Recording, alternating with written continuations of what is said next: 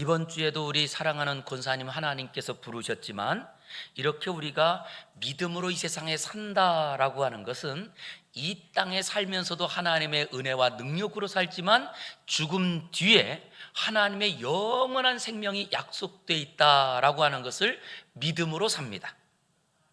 그리고 그 믿음대로 분명히 하나님께서 우리 믿음의 사람들을 영원한 안식의 자리로 반드시 이끄시는 줄 믿습니다. 그렇기 때문에 우리가 이 땅에서 예수를 믿고 산다라고 하는 것은 이 땅에서 살 때뿐만 아니고 내가 죽어서도 영원한 생명의 삶을 사는 것입니다.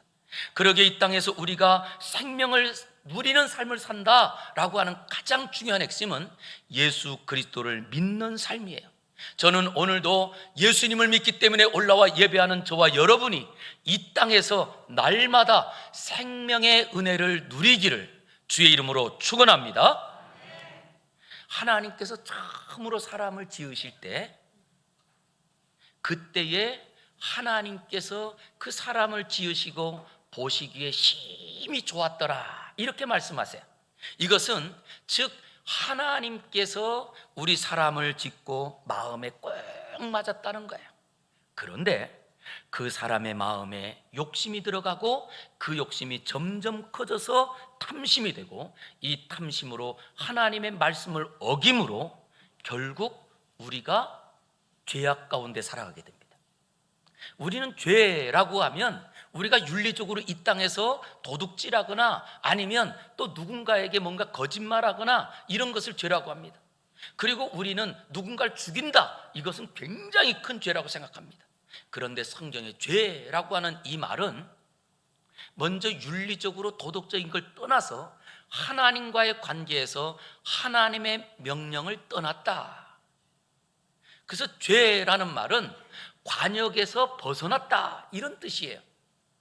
그러니까 출발은 좋았지만 그러나 점점 세월이 지나가면서 그 관역을 벗어나 다른 길로 간다, 다른 생각을 한다, 이것이 죄인데 바로 예수님께서 이 땅에 오신 이유는 왜 왔느냐라고 했더니 인류의 모든 사람이 죄 가운데 빠져서 하나님의 기쁨으로 시작했지만 하나님의 기쁨을 잃어버리고 자기 만족, 자기 뜻, 자기 생각대로 살아가며 모두 다 죄인으로 이제는 돌이킬 수 없을 때 이것을 바로잡기 위해서 오신 분이 예수님이라는 거예요. 그래서 예수 그리스도를 믿는 사람은요, 이제부터는 하나님의 기쁨으로 살 길이 열렸다, 하나님의 뜻에 맞게 사는 삶으로 살아갈 수가 있다, 이런 것이 바로 예수 그리스도를 믿는 시작입니다. 그리고 오늘 본문에 그렇게 세상에서 제일 천대받고 손가락질 받던 한 사람이 예수님의 제자로 변하는 사건을 오늘 본문에 실어요. 그랬더니 오늘 주인공이 누구냐라고 했더니 마태라고 하는 사람입니다. 이 마태가 세간에 안고 있었다라고 했는데 이걸 다른 표현으로 밑에서는 세간에 안고 있는 사람을 세리라고 표현합니다. 그런데 예수님 당시의 세리는요, 이 사람들은 그 당시의 천민 중에서도 가장 저질로 취급받으면서 손가락질 받고 그리고 나라를 팔아먹은 매국노, 그리고 돈밖에 모르는 수전노, 돈벌레, 이렇게 취급받던 사람이에요. 예수님 당시는 로마가 이 이스라엘을 지배할 때입니다. 그런데 이스라엘만이 아니고 주변 국가들을 다 지배하면서 그 국가에다가 왕들을 세워놓고 그 왕을 통하여서 세금을 걷었어요. 그래서 이 로마라고 하는 국가를 이제 유지할 때 그때에 이 세금을 걷는 사람들이 세리잖아요. 그런데 세리들에게는 그 황제가 준 공권력을 가지고 국민들에게 세금을 거둘 때 나라에 바치는, 이 나라에서 로마로 바치는 세금이 만약에 소득의 10%다 그러면 그 10%를 반드시 내야 되는 거예요. 그런데 국민들 중에서는 10%만 세금을 걷는다면 세금을 못 내는 사람들은 세리가 자기 돈을 투자해서 내야 되는 거예요. 그러다 보니까 이것은 공공연하게 로마 황제가 공인한 세금이 10%면 그 당시에는 약 20%의 세금을 걷었다고 합니다. 이상을. 그러니까 세리들은 10%를 황제에게 바치면 내가 악착같이 세금을 많이 거둘수록 내 소득이 늘어나는 거예요. 이런 구조를 갖고 있다 보니까 실제로 그 당시에는 그 황제의 공권력을 가지고 국민들을 더 괴롭히고, 그리고 없는 사람들까지도 다 짜내서 고열로 그 세금을 거둬들이는 이런 사람들이 세리였습니다. 그러다 보니 이 세리들은 먼저 도둑질하지 말라라고 했던 십계명의 계명을 어기고, 그리고 또한 유대 사회에서는 이 사람들은 하나님의 은혜를 절대 받지 못하는 사람, 그리고 이 사람들은 나라를 팔아먹는 매국노, 수존노, 이런 비난을 받던 사람들이 세리였던 거예요. 그런데 오늘 본문에 예수님께서 길을 지나가시다가 그 세리, 그 세관 안에 한 세리가 앉아 있는 것을 보시고 그 안에 들어가서 예수님 말씀하십니다. 너는 나를 따르라. 그랬더니 그 사람이 일어나서 예수님을 따랐다는 거예요. 그래서 저는 오늘 설교 제목을 나를 따르라 이렇게 정했어요. 바로 그 예수님의 말씀을 듣고 따른 사람이 누구냐? 그 사람이 마태입니다. 그런데 여러분, 마태가 그 예수님을 따랐다고 했는데 오늘 우리가 읽은 성경이 무슨 복음이죠? 마태복음이에요. 그럼 마태복음은 누가 썼을까요? 마태가 썼거든요. 마태가 예수님에 대한 기록을 했다. 그래서 마태복음이라고 하는데, 본인이 예수님에 대한 것을 기록하면 그 중에 나의 부끄럽고 창피한 일들은 잘 기록 안 하지 않을까요? 굳이 이것은 예수님을 소개하는 일에 자기 자신의 부끄러움은 얘기 안 해도 될 것 같아요. 그런데 오늘 이 마태는 자기의 과거를 기록하면서 자기의 부끄러운 과거대로 그는 매국노였고 수노였고 그리고 사람들에게 비난받는 세리였다는 것을 기록하고 있습니다. 왜 그럴까? 이유는 이겁니다. 바로 어떻게 그 당시에 가장 손가락질 받고 구제불능이라고 말했던 사람이 어떻게 예수님의 제자가 되었는가? 아니 어떻게 그 사람이 변화가 되어서 이제는 그렇게 하나님의 일을 하는 사람이 될 수 있었을까? 이거예요. 저는 그러기에 오늘도 이 시간 우리가 말씀을 들으면서 어쩌면 우리의 심령 가운데 이제는 내가 늙어서 이제는 나는 소망이 없어, 그런 자리에도 오늘 말씀처럼 변화가 될 수 있다는 거예요. 아니 이제는 점점 경제적으로 어려운 때를 만나서 이제는 내 힘으로 살아갈 수가 없고 나는 이제는 여기서 끝이야 라고 하는 자리에도 오늘 마태가 변한 것처럼 우리의 삶에 변화가 일어날 수 있다는 거예요. 저는 이 시간에 다시 한번 오늘 이 말씀을 들으면서 우리 성도님들의 심령이 뜨거워지고 마태가 변한 것처럼 모든 사람들이 비난하는 그 사람이 제자가 되고 그의 인생이 변한 것처럼 우리의 인생도 변하는 은혜가 있기를 주의 이름으로 축원합니다. 그랬더니 실제로 그 당시에 의의 교사요 율법을 가르치던 이 바리새인들은요, 지금 예수님께서 그 집에 들어가 그리고 거기에 있는 세리들과 그리고 그 당시에 죄인들과 같이 밥 먹고 식사하는 것을 보면서 비난합니다. 아니 사회적으로 인정받고 좀 높은 사람도 아니고 오히려 저렇게 손가락질 당하고 비난받아 마땅한 그 사람 집에 왜 예수라는 사람은 들어가서 그곳에서 분별력 없이 먹고 마시냐는 거예요. 그럴 때 그 이야기를 들으면서 12절에 보니까 예수님이 이렇게 말씀하세요. 예수께서 들으시고 이르시되 건강한 자에게는 의사가 쓸데없고 누구에게? 병든 자에게 의사가 필요하다는 거예요. 병든 자에게. 자, 우리 한번 따라서 한번 해보겠습니다. 필요한 인생은 만나주신다. 필요한 인생은 만나주신다. 바로 환자에게 필요한 것은 의사예요. 그것처럼 내 인생 가운데 예수님이 필요한 사람에게 예수님이 찾아오시더라는 거예요. 그래서 우리가 이 땅을 살아가면서 우리가 누구로 살아가느냐 굉장히 중요합니다. 그런데 오늘도 예수님께서 누구를 찾아가시느냐라고 했더니 이제는 자기 힘으로는 도저히 자기의 삶을 바꿀 수 없는 그 사람, 많은 사람들에게 비난을 받고 이제는 모든 사람들이 저 사람은 매국노야, 그리고 저 사람은 하나님의 은혜가 필요 없는 사람이야 라고 하는 그 사람에게 예수님이 찾아가시더라는 거예요. 지금도 예수님은 누구를 찾아가실까요? 내 힘으로는 도저히 살아갈 수 없고 이제는 내가 하나님의 은혜가 아니면 나는 살아갈 수 없습니다 라고 고백하는 그 사람에게 주님이 찾아오시는 줄 믿습니다. 우리가 신앙생활 하면서도요, 어떤 경우에는 교만하게 신앙생활 하시는 분들이 있어요. 내가 생각을 다 정해놓고 마치 내가 하나님 된 것처럼 신앙생활 하시는 분들도 계시더라고요. 그래서 이거는 되고 이거는 안 되고, 그리고 저 사람은 왜 저러냐고. 우리 모두는 이 자리에 왜 있느냐? 예수님의 십자가로 구원받았기 때문에 이 자리에 있는 줄 믿습니다. 우리는 판단할 자격이 없어요. 그리고 우리는 이 땅을 살아가면서 아니 예수라는 사람이 어떻게 그 비난받는 세리집에 가서 그것도 죄인들과 가장 천하고 그리고 또한 가장 하찮은 그 사람들하고 밥을 먹냐고 비난합니다. 그럴 때 예수님께서 하신 말씀은 건강한 사람에게는 의원이 필요가 없고 병든 자에게 가라야 쓸 데가 있다고 그러면서 예수님께서 지금도 필요한 인생을 찾아와 만나주시더라는 거예요.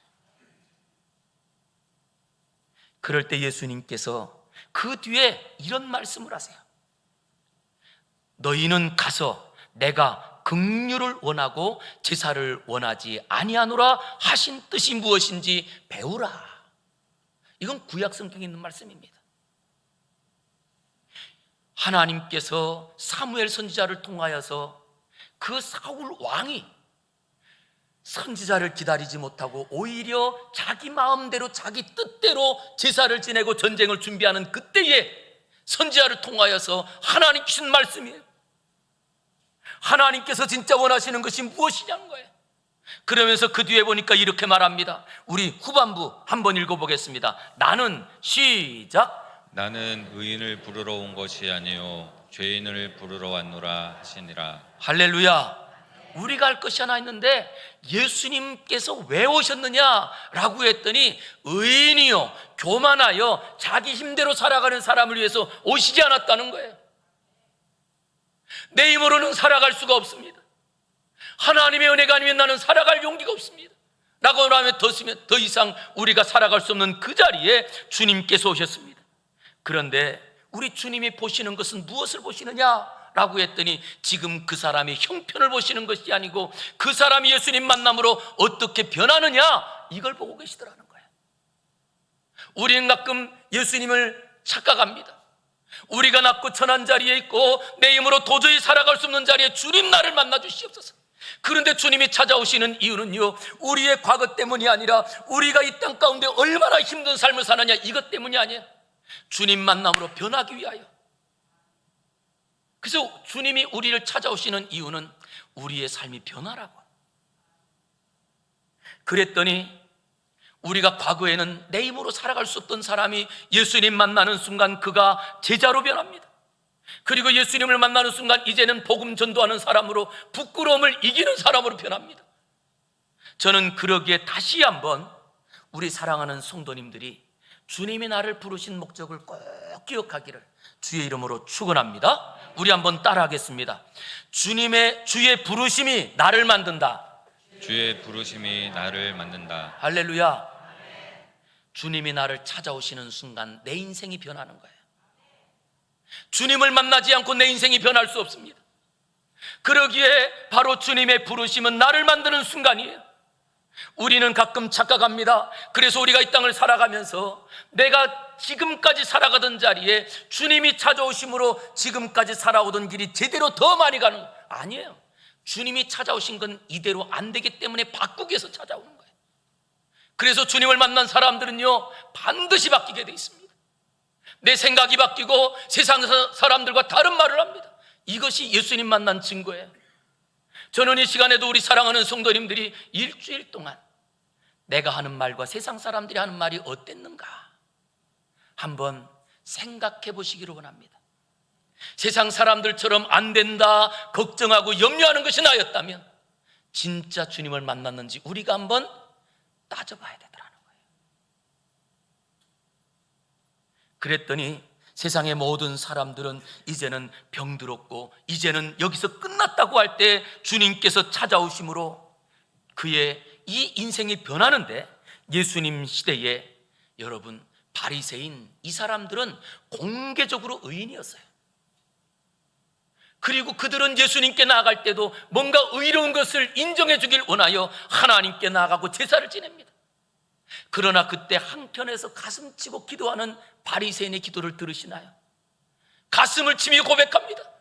주여 자비를 베풀어 주옵소서. 그 자리에 주님께서 그 기도를 들어주시더라는 거예요.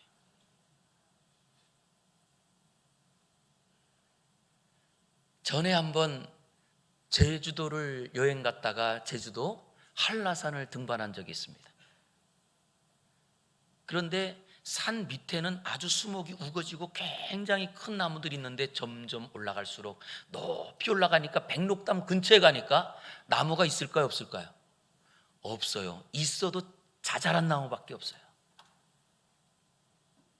그것처럼 신앙생활하는 자리에 우리의 교만은 하나님의 은혜를 다 잃어버리는 방법입니다.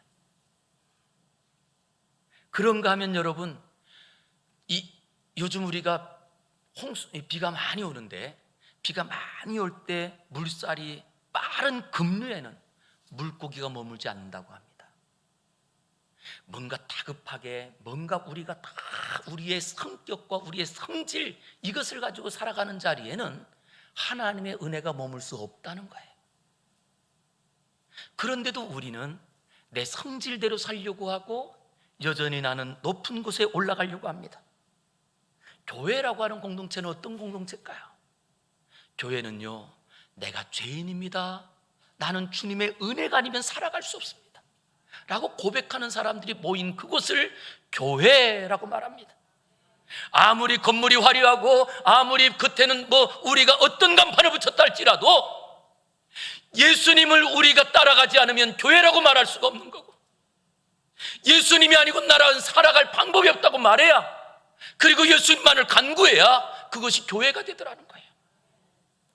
저는 다시 한번 우리 사랑하는 성도님들이 하나님의 은혜를 가로막는 성도가 다 안 되기를 주의 이름으로 축원합니다. 우리가 신앙생활을 오래 했다고 하는 그 자리에 오히려 보편적인 시각을 가지고 말합니다. 안 된다고, 할 수 없다고. 그러나 우리가 정말 하나님을 믿고 예수님의 그 십자가의 은혜를 우리가 믿는다면 우리에게 안 된다는 말이 가능할까요? 그것은 내 생각 아니었나요? 주님은 죽은 예수님을 살려 온 인류의 구원자가 되게 하셨습니다. 그러기에 우리가 이 땅을 살아가면서 보편적인 시선을 뛰어넘어 미래를 보고 지금이 아니라 앞날에 역사하시는 그 주님을 바라보고, 그리고 다시 한번 주님께서 나를 따라오너라 라고 할 때 아멘, 그리고 따라가는 은혜가 있기를 주의 이름으로 축복합니다. 우리 한 번 더 따라하겠습니다. 마음의 감동은 주신 기회다. 마음의 감동은 주신 기회다. 할렐루야. 이게 어떤 말입니까? 마음의 감동은 주신 기회다. 이것은요, 우리가 말씀을 들을 때, 말씀을 들으면 내 가슴이 뜨거워지는 것은 하나님께서 우리 인생을 바꿀 기회예요. 우리가 찬송하는 자리에 내 가슴이 뜨거워지는 것은 하나님께서 우리 인생을 바꾸겠다고 하던 하나님의 역사예요. 그런데 혹시 우리가 그것을 스스로 제한하고 있지 않나요? 오늘도 보니까 예수님께서 그 지나가던 자리에 이렇게 말씀하십니다. 우리 9절 같이 한번 크게 한번 읽어보겠습니다. 시작. 예수께서 그곳을 떠나 지나가시다가 마테라 하는 사람이 세관에 앉아 있는 것을 보시고 이르시되 나를 따르라 하시니 일어나 따르니라. 할렐루야. 지금 여기는 아주 단순하게 짧게 예수님께서 딱 한마디 하셨어요. 나를 따르라. 그랬더니 이 평생을 세리로 살고 다른 사람들이 그렇게 비난하고 손가락질해도 그 직업을 버리지 않았던 이 마태 세리가 일어나 예수를 따랐다는 거예요. 여러분, 이게 쉬운 이야기 같으세요? 그냥 순식간에 일어난 사건 같으세요? 이건 순식간에 일어난 사건 같지만 그런데 그 안에 스토리는 큰 거예요.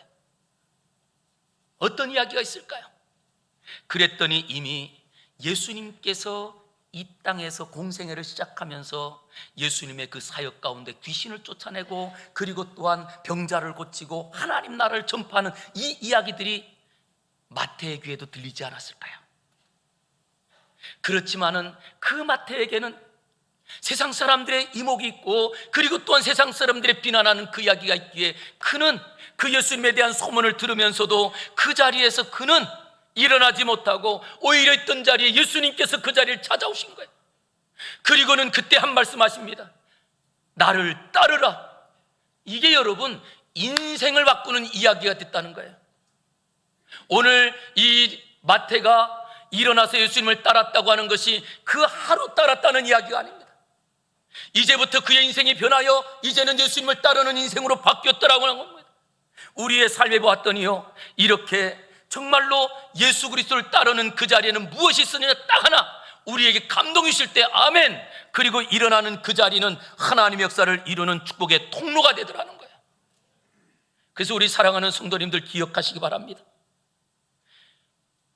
따르는 자리에는요 반드시 필요한 게요, 용기가 필요한 거예요. 어떠십니까? 오늘도 이 자리에 올라올 때 어제 우리 성도님들에게 문자를 보냈습니다.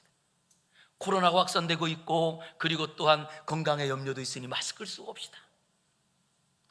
그런데도 이 자리까지 마스크 쓰고 올라오신 분들, 용기가 있었기 때문에 이 자리에 있는 줄 믿습니다. 그거잖아요. 두려움이 생기면 못 와요.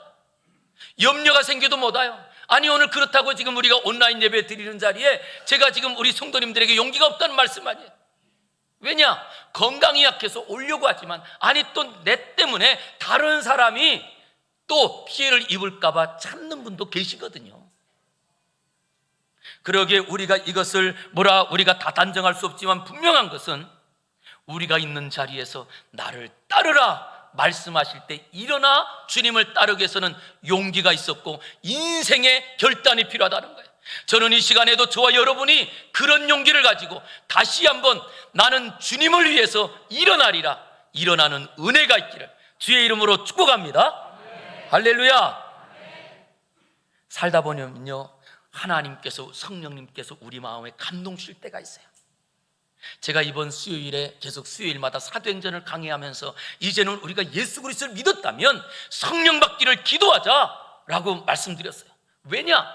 성령 받아야 권능을 받고 권능을 받아야 제자가 되거든요.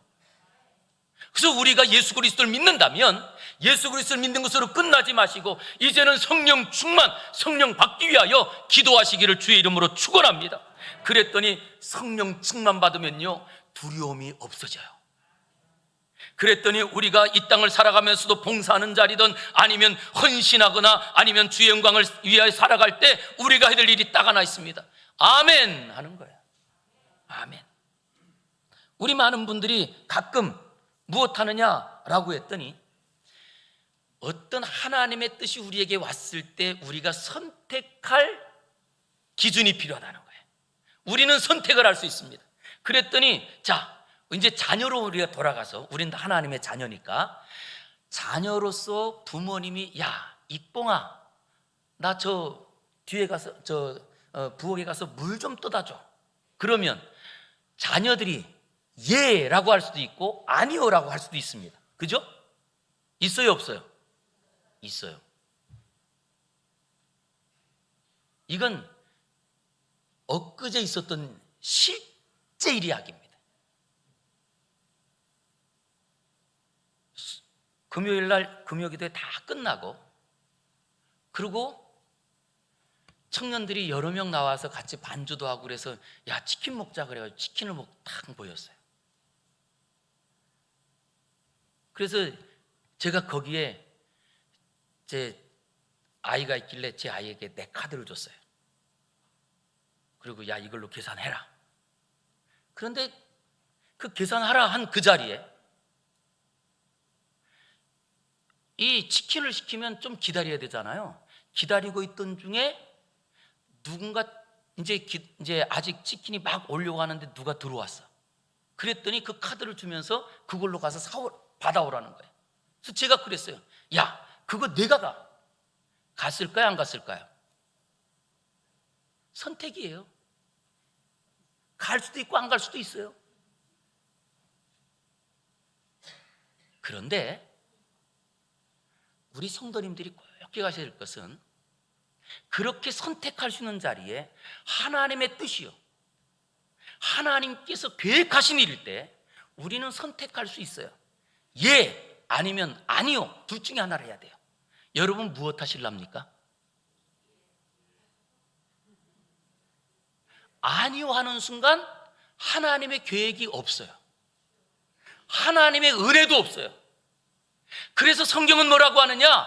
하나님의 뜻에는 예만 있느니라, 이렇게 말한 거예요. 이걸 많은 분들이 착각하고 오해하는 분들이 계세요. 하나님이 너무 독재네? 아니에요. 하나님께서 그렇게 말씀하시는 이유는 하나님의 뜻에 예라고 할 때 인생의 변화가 되고요, 예라고 할 때 그 하나님의 약속들이 부어지는 거예요. 그런데도 많은 분들 중에 신앙생활하면서 내 자유지 하고 안 하고는, 예, 자유 맞습니다. 하나님께서 우리에게 자유의지를 주셨습니다.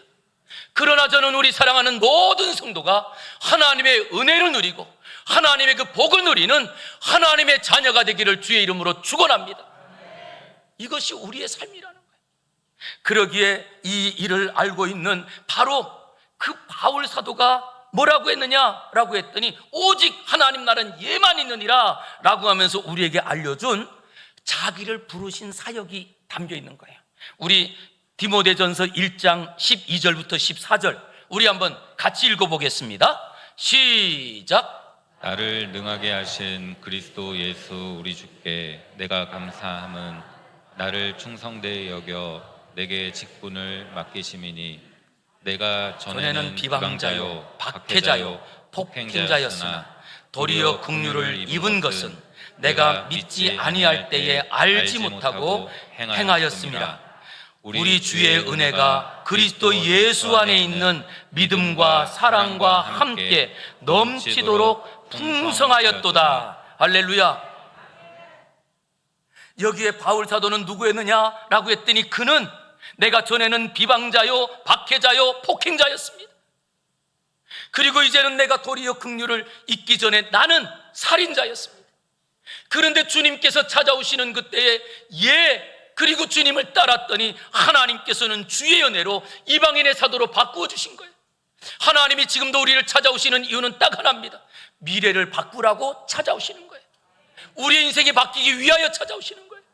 저는 우리 사랑하는 성도님들이 정말 예수님을 온전히 신뢰함으로 과거에 있던 모든 악함과 부족함과 우리의 모든 이 게으름들이 끊어지고 하나님의 사람으로 변하는 은혜가 일어나기를 주의 이름으로 축원합니다.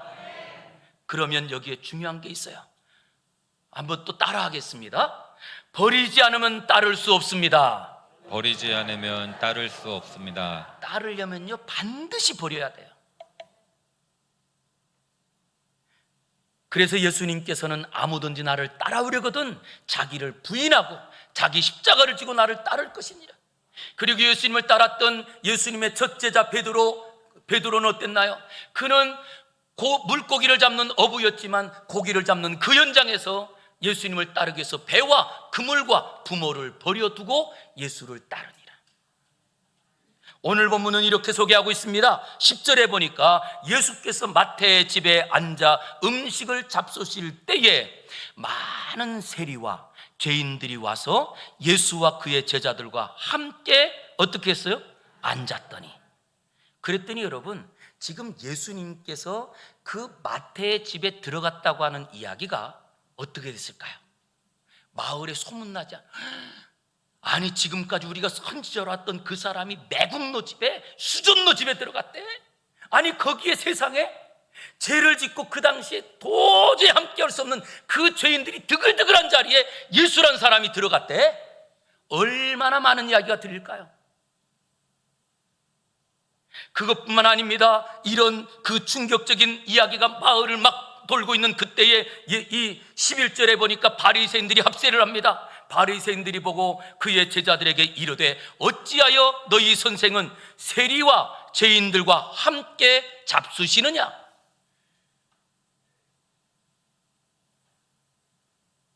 바리새인들은요 비난합니다. 저는 이 성경 보면서 이런 생각이 들었어요. 바리새인은 어쩔 수 없이 바리새인이구나. 예? 예수님을 만나도 변화가 안 되는 거예요. 예수님을 믿고 평생을 살았는데도 비난하고 그리고 또한 늘 흠만 보는 사람들이 있어요. 천국 갈까요? 진짜 하나님의 은혜 복을 받고 살까요? 우리의 인생이 죄인으로서 의인으로 변해야 복을 받습니다. 우리가 죄인으로서 예수 그리스도를 통하여 하나님의 자녀가 되어야 복을 받는 거예요. 그런데 예수님을 만나는 그 현장 가운데 가장 중요한 위치에 있는 이 바리새인들은 오히려 그곳에서 비난합니다. 주님께서 하시는 일을 자기 기준으로 판단합니다. 어찌하여 너희 선생은 죄인들과 세리들과 같이 있느냐? 예수님 만나는데도 변하지가 않아요. 지금도 우리의 삶 가운데 여전히 하나님의 일을 사람의 눈으로 보고 하나님의 역사를 거꾸로 내 생각으로 이해할 수 없다고 오히려 불평도 하고 원망도 하고 그리고 하나님의 일을 망치는 사람들이 있어요. 그러나 우리 사랑하는 성도님들 꼭 기억할 것은요, 신앙생활은 완벽한 생활이 아닙니다. 신앙생활은 예수님을 바라보고 사는 것을 신앙생활이라고 하지, 예수님을 바라보고 산다고 내가 안 넘어지고 내가 실수 안 하느냐? 그렇지 않아요. 그래서 바울 사도가 갈라디아에서 뭐라고 하느냐? 내가 예수님을 따라가다가 범법자로 드러나면 예수께서 나를 죄를 짓게 하는 것이냐? 그럴 수 없느니라. 저는 그러기에 사랑하는 우리 사랑하는 성도님들께서 내 삶이 어떻든지, 아니 내가 지금도 어떻든지 오직 믿음의 주여 온전하게 하시는 주님만 바라봅니다. 그리고 주님만 바라보고 끝까지 걸어가기를 주의 이름으로 축원합니다. 이런 자리에 실제로 그 상황들이 사람들의 생각처럼 변하지 않는 그 자리에 예수님은 그들을 만나 식사하시고 그들을 위로하시면서 이런 말씀을 하세요. 우리 같이 한번 12절 크게 읽겠습니다. 시작. 예수께서 들으시고 이르시되 건강한 자에게는 의사가 쓸데없고 병든 자에게라야 쓸데있느니라. 아멘. 예수님에게 필요한 사람은 자기 힘으로 살고 자기 판단으로 살고 그리고 이 세상 내가 살만하다라고 하는 사람에게는 예수님이 필요치 않을 겁니다. 그래서 예수님께서 건강한 자에게는 의사가 쓸데없고 병든 자에게라가 쓸데있는 것처럼 지금도 예수님께서는 이 시대에 세리처럼 비난받고 그리고 오해도 받고 어떻게 살아갈지 모르는 그 사람들을 만나길 원하세요. 그리고 주님께서 그 사람들을 만나 말씀하십니다. 나를 따르라. 나를 따르라. 이때에 결단하고 오직 주님만이 내 소망입니다라고 일어난 사람은 그의 말이 바뀌고 그의 생각이 바뀌고 그의 삶이 바뀌더라는 거예요. 이제 말씀을 맺고자 합니다. 마태가 어떻게 됐을까요? 마태는 세리였습니다. 예수님 만나기 전까지는 세리였고 그는 수전노였고 돈벌레라는 이야기를 듣고 늘 비난받던 사람이지만 그가 일어나 예수님을 따를 때에 예수님의 제자가 돼요. 그런데 예수님 제자가 됐다는 말이 우리에게는 그렇게 큰 은혜가 되지 않는 것 같습니다. 예수님의 제자라고 할 때요, 이 마태는요 지금 자기가 쓴 이 성경이 이 예수님에 대해 기록한 것이 유대 기독교인들 그 당시에는 예수님을 제일 많이 믿는 그룹이 바로 유대 기독교인들이었거든요. 그 유대 기독교인들의 신앙의 교과서가 된 거예요. 신앙의 교과서가. 그래서 예수님을 믿으려면 마태복음을 봐야 돼. 그래서 여러분 신약 성경에 제일 먼저 나오는 성경이 마태복음이잖아요. 누가요? 세리가. 누가요? 손가락질 받던 사람.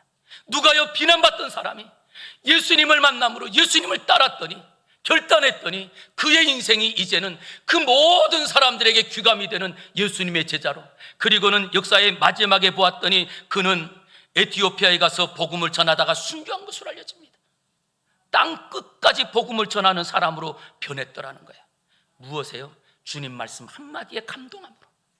저는 우리 사랑하는 성도님들이 그러기에 예배 시간마다 찬송하며 감동하고, 기도를 들고 기도에 아멘하면서 감동하고, 그리고 말씀을 들을 때마다 그 말씀에 감동하여 일어나 따름으로 마태의 변화가 저와 여러분의 변화가 되기를 주의 이름으로 축복합니다.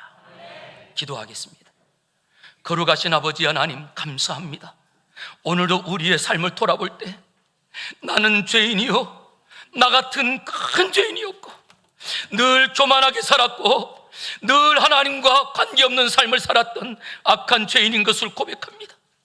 주여 도와주시어서 이 시간 나에게 말씀하여 주시옵소서. 말씀이 감동되게 하여 주시고, 아버지여 그 말씀에 아멘 일어남으로 나의 인생을 바꾸어 주시옵소서. 우리 사랑하는 성도들의 삶을 하나님께서 열어주시기를 원하옵고 예수님 이름으로 기도 올리옵나이다. 아멘.